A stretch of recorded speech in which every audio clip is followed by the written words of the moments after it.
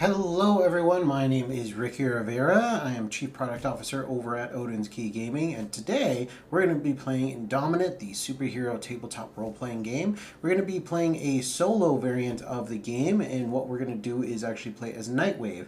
Nightwave is a Psionic Arbiter. We'll get into details along the way of what those mean, but I'm really excited to play as her because she's actually one of the supers that I had a heavy hand in creating the backstory and the story for, and together in this roleplay, I'd like to discover a lot more of that story. How did she not only earn her powers, but rather how it was given to her, and then how did she actually overcome actually learning how to use those powers? And then with that, how did she eventually join the Galactic Legion United, which is in our universe a group of organized superheroes that are out there fighting crime, fighting against the evils of the universe, that kind of thing, right? So I'm super excited to be playing that, and so really forward to be able to jump in here today. And so how we're going to be playing today is through a couple different things. First off, Indominant as a tabletop role-playing game is not going to have kind of solo play rules out of the gates. It is meant to actually play with a group of people. One comic editor who runs the whole show, sets up the scenes, sets up the threats, the villains, the monsters of the actual game. They set up those scenes so that way the superheroes or supers can actually go through and role-play out those scenes as well. In this case, what we're going to be doing is using the Mythic Game Master emulator. The Mythic emulator, really powerful tool. It's been around for a long time by Tana Pigeon, excuse me. But it's been around for a long while, and with that said, great tool for us to just jump in. Let's discover more of the story. Let's have some fun. The combat mechanics, the kind of exploration, and different things like that, we are going to use actual rules from the actual system, of course. So using our skill system, for instance, for kind of looking around for things, or maybe sensing things are going on or whatnot. So really excited for that, just to be able to jump in. So let's do it. Beeping. A constant beeping. What is that noise? Suddenly she felt a strange cold sensation all over her. Was she drowning? No, that can't be right. She was in her bed at home, or wait, was she just outside? Her eyes open and she sees them looking through the thick glass with thick eyes staring at her, surrounded by bubbling water and wrapped in cords and oxygen tubes. She's scared and she's angry.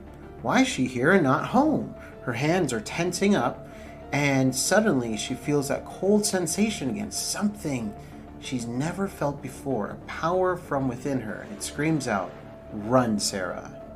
And suddenly, immense psionic power emanates from her mind and bursts through the glass, killing scientists nearby. Explosions. Alarms are blaring. The lab coats are scurrying all around. And she wants answers. She's outside of this big test tube now, and she sees, unfortunately, the work that she's done. And all around her is this swirling mass of energy. And I think that Nightwave, she is incredibly confused right now, not exactly sure, what's happening. As I say, she thought that she was just at home, and suddenly this is just, she wakes up to this, right? And so with that said, I think one of the first things that she's going to do is try to look around for clues, figure out where she is, of course, right? So with that said, we're going to do a sense check, the very first one of the entire game, and what we'll do is we'll still use obviously her sense skill to actually check that. But we're going to ask the Mythic Game Master emulator, can we find any clues around her immediately that would tell her exactly where she is, what's going on, that kind of thing. So I'm going to say it is very likely that she could find some kind of information that is going to tell her, what is she doing here. So it should be a 80 or below will be a yes.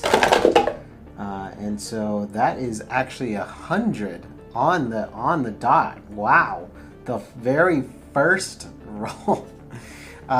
So with that said, with 100, that's actually an extreme no, that she can't find any information here. So even rolling for a sense check, it would be, she couldn't find anything around. So from what we've rolled there, extremely unlikely that it's happened. But with that, I think what we'll do is, at this point, the alarms are blaring, so that means that the people that were holding her in are very well aware of it, and they are sending a force to stop her in her tracks. So I'm going to say that, right away in this kind of lab that we've got going here, that somebody is gearing up and probably opening up the nearby terminal doors and approaching her almost immediately. And so what that looks like is over here to the side. This door kind of opens up, and in comes another lab coat, followed by two robots that look big. They look massive, and they tell her to halt immediately. Now, Sarah is incredibly confused. She is not wanting to at all deal with that or anything. So I think right away she's getting angry. She's getting upset about it, and she's going to right away start trying to blast her way out of there. And she's feeling some of the energy swirling around her in something that she felt this whole time while she was trapped in this particular tube. So with that said, I think she's going to make her first ever kind of attack or roll, and as a psionic, she's going to use an ability that she doesn't quite understand just yet, but I know as a player, and it's called a Wave of Pain. So she is concentrating all of her psionic energy, and for her, she's not quite understanding what it is, but she's just like, who are you guys? What do you guys do? Why am I here? And then she's just kind of like screaming out, and that just blasts out at the enemy. So with that said, we're going to release a Wave of Pain, deal some penetrating damage equal to my stressful presence. So I'll have up the character sheet and so on to be able to see, but stressful presence for a psionic is essentially a 7x7 unit area, and it's an immediate 2 damage that is penetrating damage. So we're going to see just this massive amount of energy blast out. I think that she is within range. Let's see. Yeah, I think the first one is kind of like close to her, and then the other one probably blows actually a little bit closer right here. But then one of them is out of range. So she's going to blast that out immediately. And then with that, that's going to immediately do 2 damage to the blue robot to the south. With that, she's going to immediately see that this energy pulses out, and the robot itself just immediately just engulfed by this energy and is just raptured, just kind of swallowed whole. And the thing with it is that this big looking presence of a robot, it actually squishes down to a tin can. Yeah, I like that. That's awesome. And then just pushes down and is immediately killed off. This guy right here, he's just a scientist, so I think for him, he's immediately going to take some damage, but he's going to kind of shake it off a little bit, but he is scarred up and bruised up pretty quickly. And then the other one that's in the back there didn't take any hits at all. And that is when we're going to go ahead and get into combat. Now, let's get some rolls going. We're going to do a little bit of just group initiative for the enemies here, the scientists and the robot. Okay, so initiative for them. It's going to be 17. Man, these guys are just on it, man. Okay, and then for Nightwave, 16 plus nothing. So she's going to go ahead and go second after them. So it'll be scientists, robots, and then Nightwave. The scientists, and don't mind the miniature, it's essentially just using what we've got around the corner here to just make sure we can kind of emphasize and represent, right? But with that said, let's go ahead and grab the scientist. Scientist immediately is going to try to actually use a main action to throw a test tube filled with an unstable compound. So he's going to grab that, toss it on over to her. Nightwave is going to need to take a durability check of 10 or take damage. So with that said, let's check it out. Durability check. She's actually has a 2 to durability, so let's check that one out. And okay, 15 plus that easily is able to succeed that. So takes no damage, and it was an area of 3 by 3 around her. She sees it and she just yells at it, and I think she kind of like disperses it out away from her. And in fact, the body that's in front of her that kind of like broke up through like her original breaking through, that one actually probably burns up a little bit from it because it's just a body there, right? So with that said, that's just the main action, and let's see, I think it'll try to use its other attack, which is a phase beam. So it's going to pull out. It's like, oh, okay. So if you won't settle down, then I'll take this out. And he kind of takes out from his lab coat this little phase beam, and it's kind of puny, to be fair, but it is within range easily. So it's going to try to go ahead. Need to beat. Let's see. They've got a 13 plus 1 to hit. They need to beat an 11, so that does hit. It's going to deal some damage to us. So okay, so 2 damage plus damage modifier of 3. Okay, so 3 damage over to Nightwave. So she went from 20 down to 17. So it's a little much already off the top, but I think we're going to come back here pretty quickly.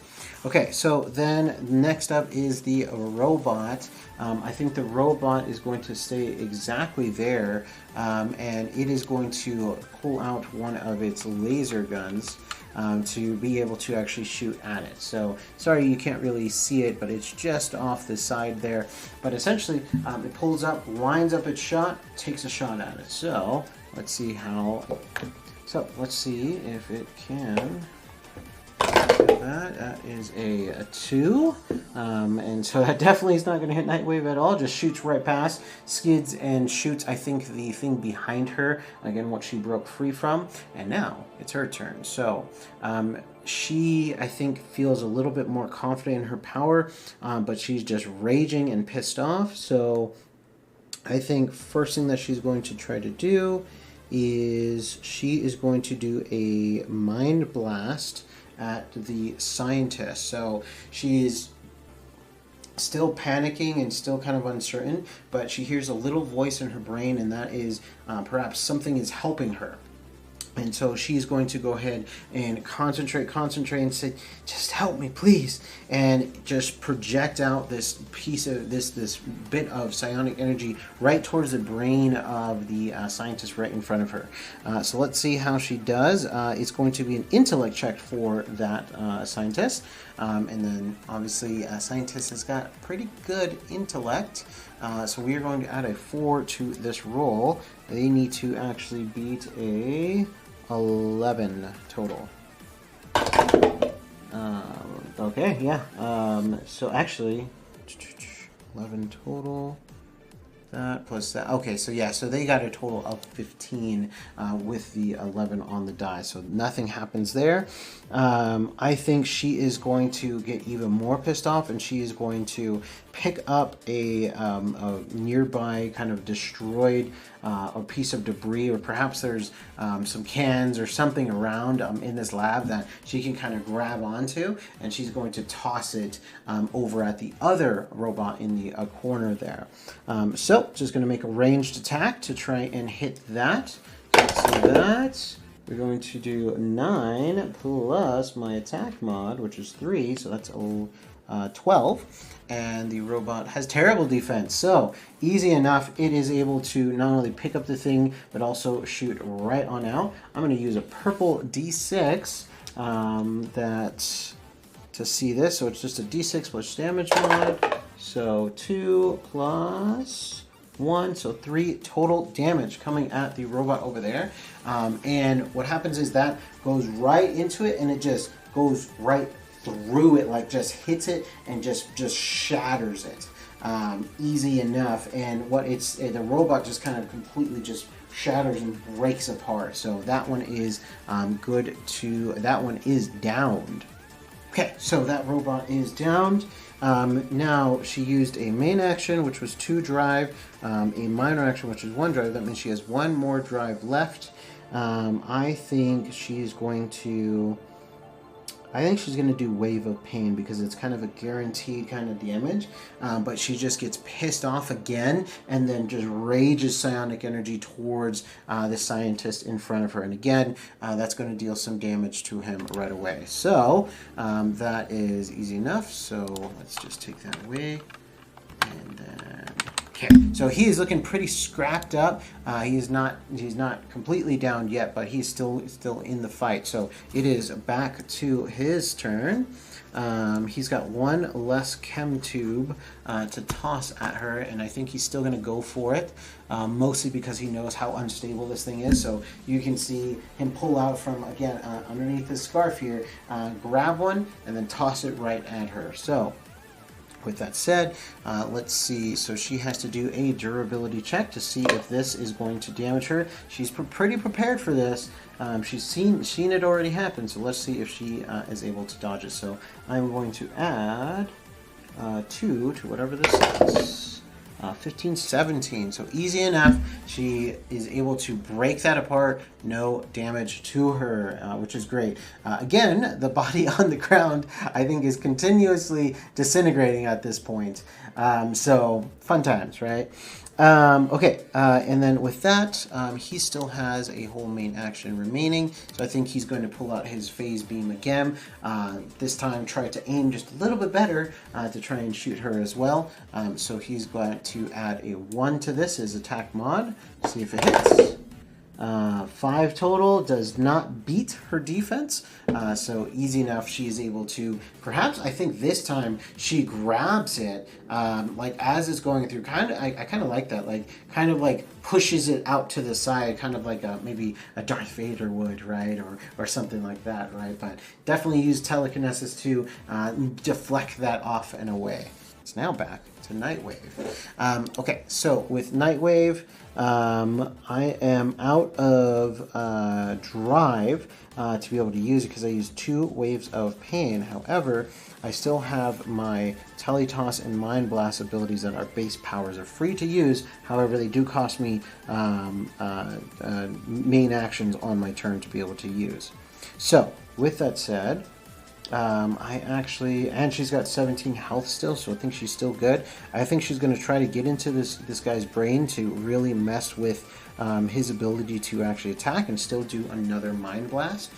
So again, she's getting this concentrated help within her mind. She doesn't quite understand where this is coming from, but I think she's kind of using that energy and projecting it out towards the scientist. So the scientist is going to have to do a intellect check.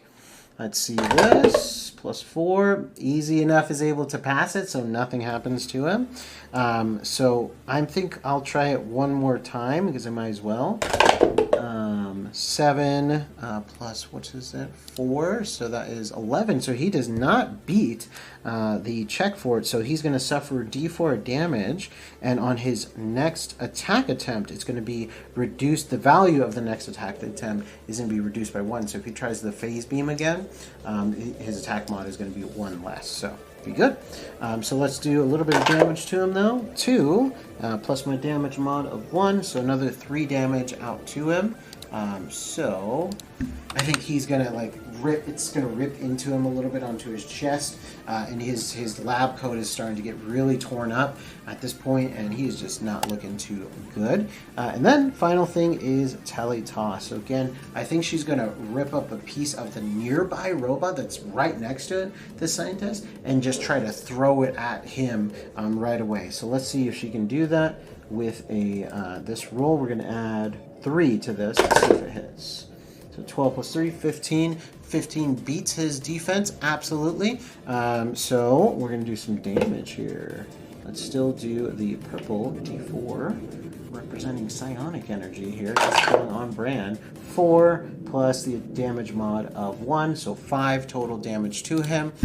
He is looking terrible right now, and I think I am going to ask the emulator, Mythic, is this scientist going to want to run away at this point?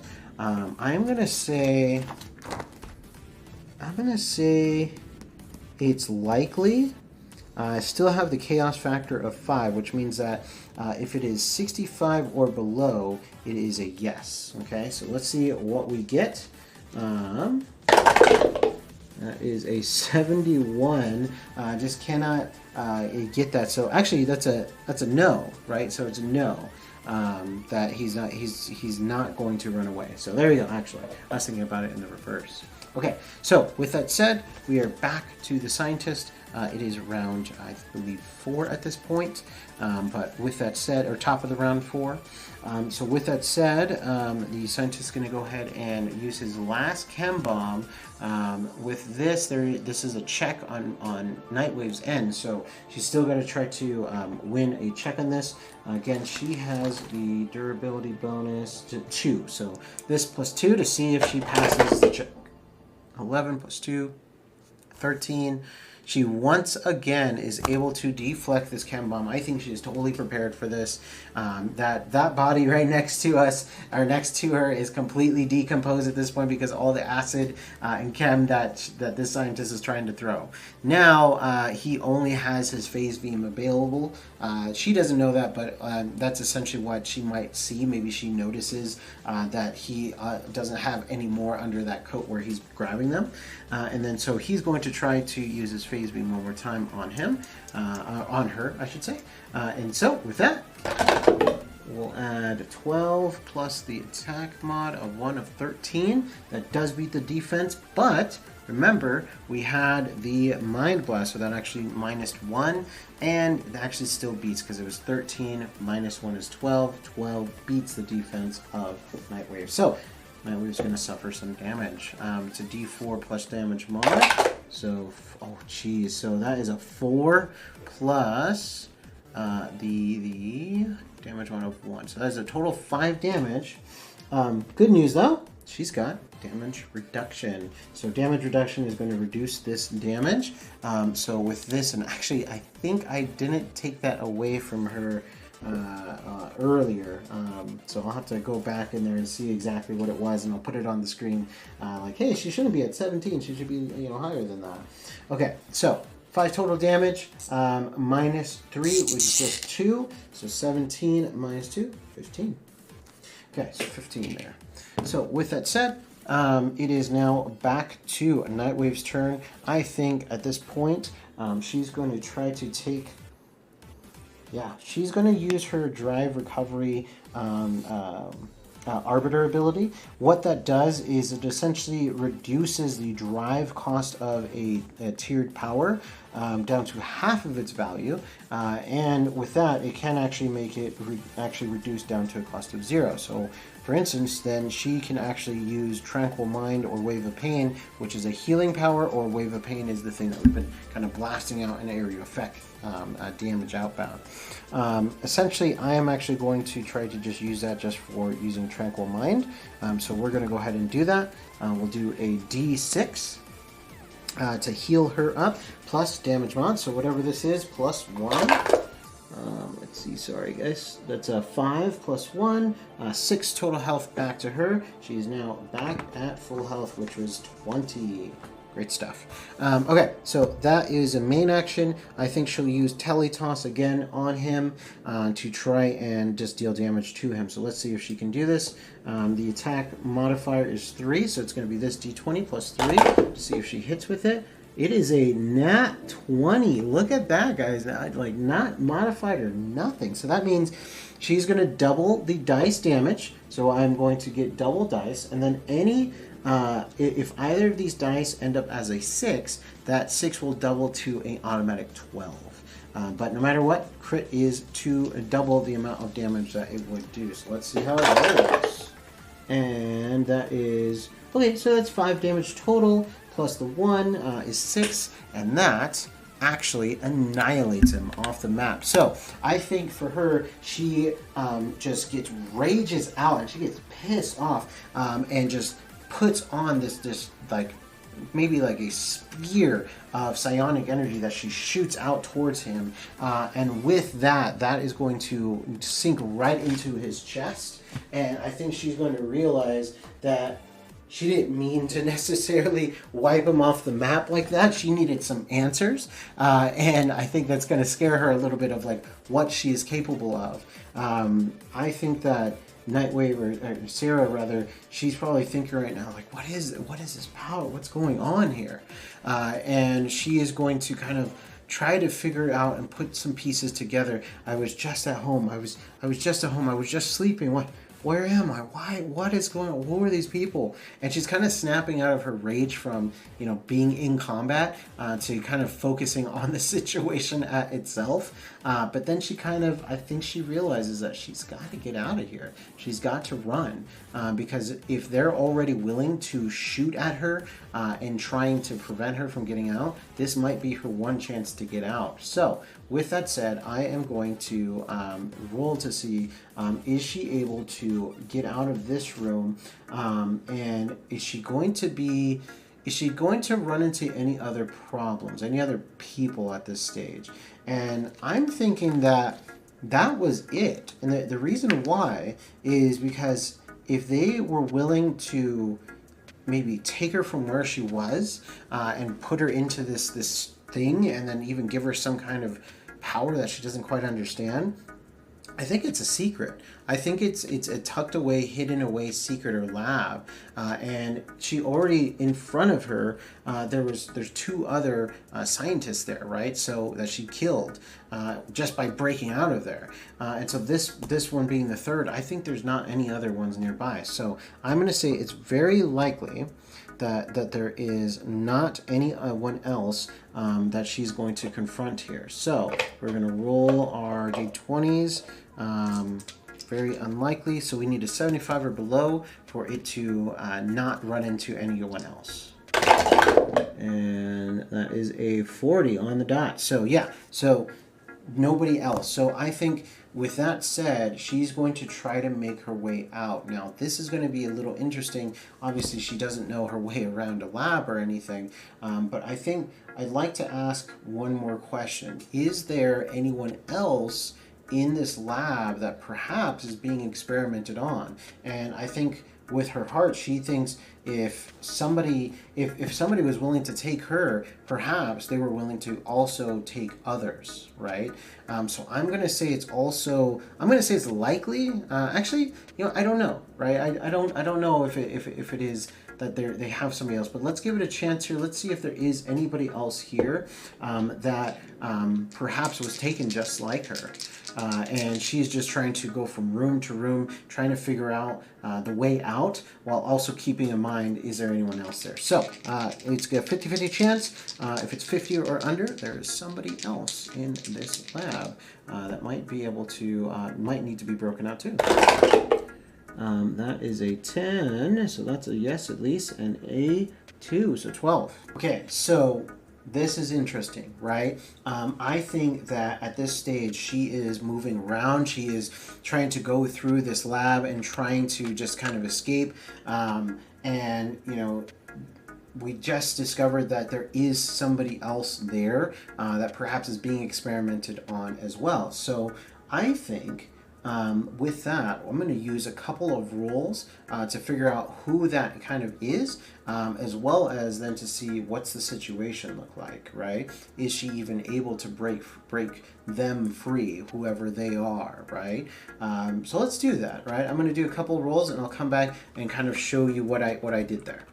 Okay, so what I'm going to use is a system called Une. I'll put links in the comment for it. It's a really cool system, but it allows you to very quickly create NPCs on the fly. And what I'm going to roll for right now is two modifiers. We're going to roll for a modifier and a noun to determine what kind of person is this. And then from there, I'm going to use my own rules for determining perhaps the species and perhaps if they have any kind of powers or not. So let's go ahead and take a look at that. So first thing is the modifier. So let's go ahead and roll that. Still a D100. So I've got a 77. That is dignified. Okay, dignified. I can work with that. And now for the noun. So this is going to kind of tell us what kind of person maybe they are overall. So dignified, 75. Let's see. Dignified soldier. Okay, that's awesome. Dignified soldier. So, very cool. So, I think that this is perhaps a soldier that may. This is good. Zarek's gonna love this one. So I think that this is going to be a person that did serve in the Galactic Legion United. Perhaps they were seriously injured, and they, were well regarded, dignified. But as well, they unfortunately suffered some kind of very, serious injury on the battlefield, and as a result, were they were put into this lab to have some experiments done on them, and I think that this is going to be somebody who is a different character that I absolutely love. I handmade him. His name is Black Arrow, and Black Arrow used to be a Navy SEAL for the U.S. There still is, different states and cities and so on. It's still the real world in Indominant. But with that said, he served as a U.S. Navy SEAL. He unfortunately suffered a very serious injury on a mission, and I think he is in this lab right now, and perhaps they're trying to arm or equip him, or perhaps he's on the table already. That might be a good question. Is Black Arrow, the way that I'm thinking of him as a dignified soldier, is he together, or perhaps is he is he at a state that he can be broken out of, right? Like he is perhaps maybe the better question is he here on his own accord, right? Like he wanted to be experimented on, right? If it's a yes, then we can kind of see, like, okay, how would he respond to Nightwave trying to get out of there, right? I think that's a fair question. So let's do this. So is Black Arrow, we know Black Arrow's here, and Nightwave's about to approach him, but is he there on his own accord? Is he being held against his will? So I'm going to say it's 50-50. We don't really know. I think that we can probably figure it out, but let's see if perhaps he is being experimented on for, maybe that's the right question. Is he being experimented on for bad reasons, right? I'm going to say it's 50-50, so 50 and under would be a yes, that he's being experimented on for bad reasons. So there's a 7. What is this one? An 87. Okay, so he's not being experimented on for bad reasons. The answer is no, right?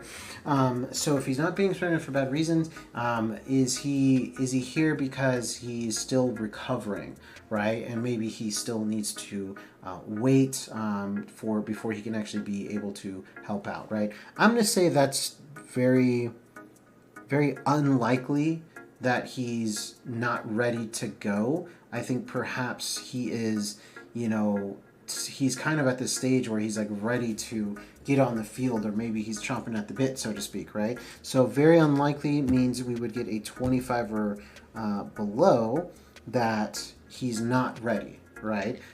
26 and above would mean he is ready to go out. So let's do that, and there we go. So, 18. So that means he's not ready to go out to the fight. So, okay, so Nightwave is going kind of room to room, and she sees this other door, and I think I can actually kind of play this out a little bit here too. Nightwave runs across a room, and she stops for a moment, and she sees this kind of glass pane where she sees Black Arrow, and she doesn't know who this is, so she just sees a man. He's pretty tall, Caucasian, kind of Hispanic looking, but he's still covered in full armor and so on, but he is on a stretcher table, so don't mind the mini so much. He's on kind of a surgery table, and I think, again, if he's not ready to fight, based on what we've gotten here, I think that she's going to probably just maybe, I think she would just move on. Because if he looks like he's not able to kind of get up at this time, right? I don't know. I don't like that. I think that Nightwave would want to figure out if he's okay.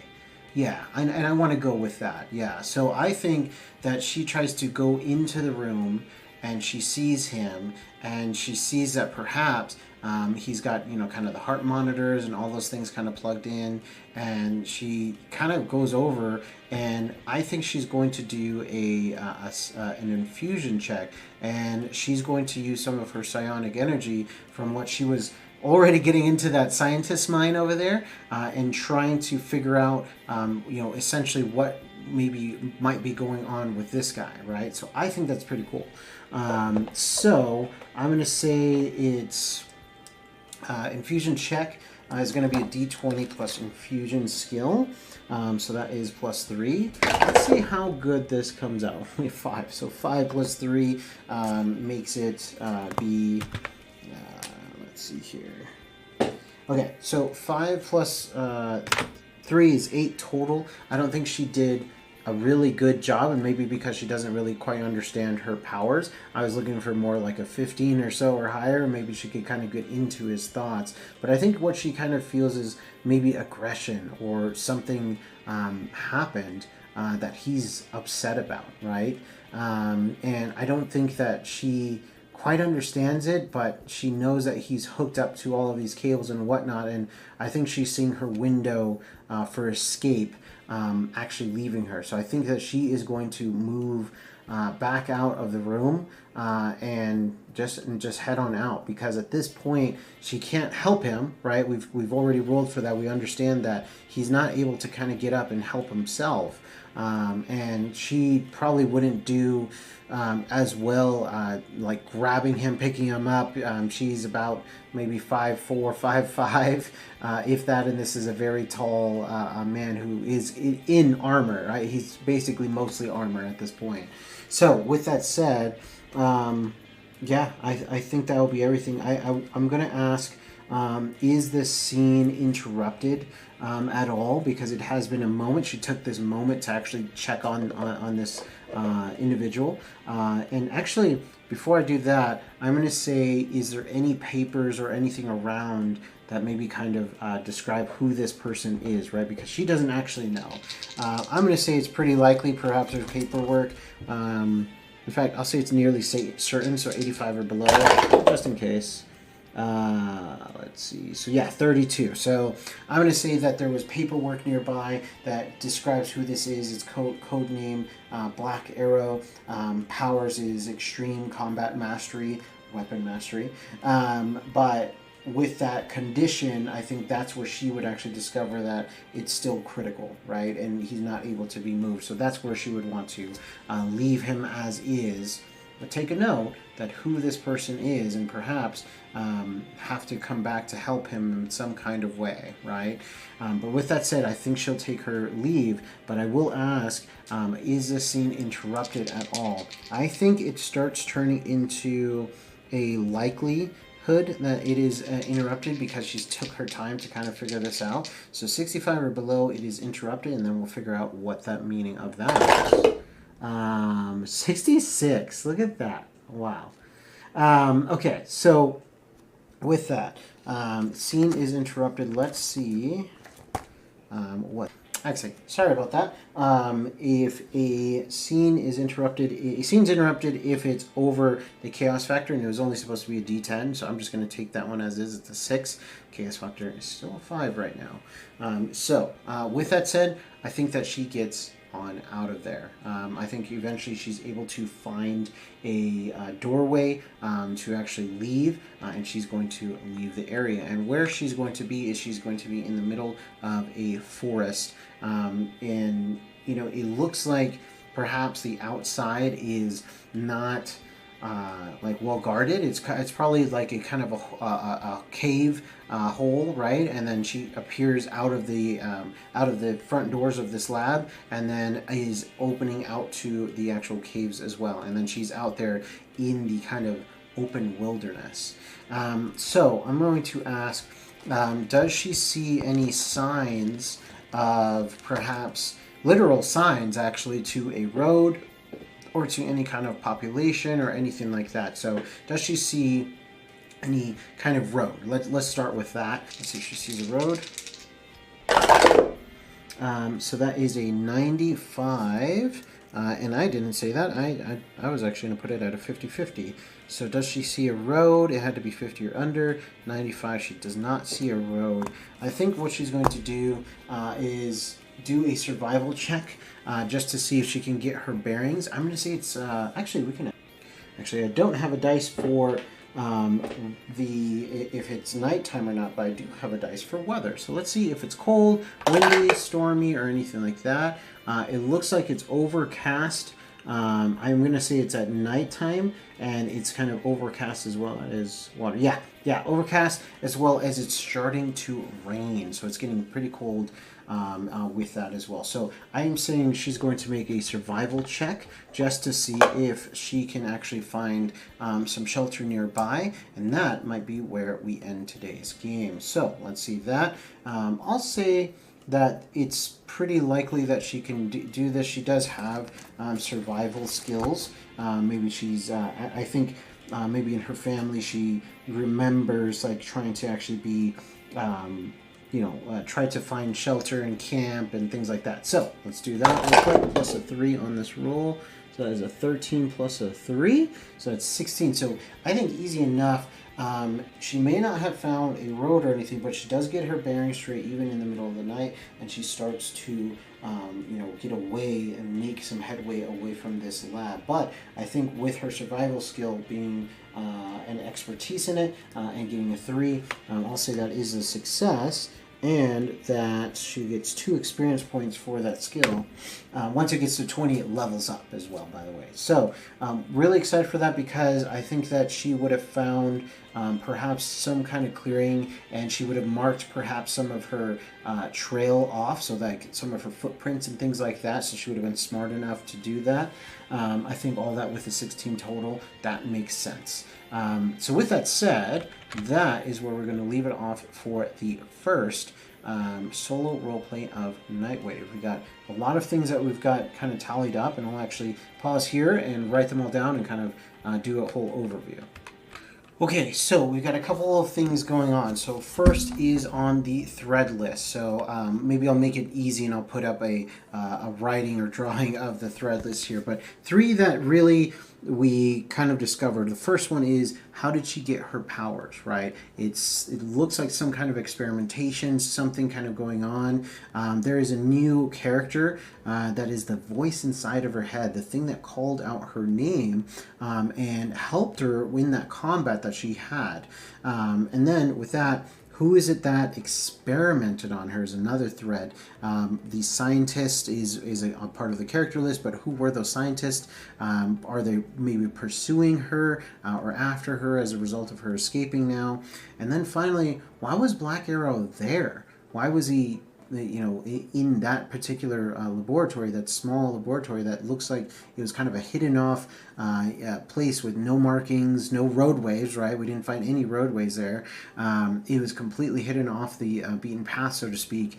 Why was he there? So definitely a character as well is Black Arrow. So really excited to follow up next time on these threads.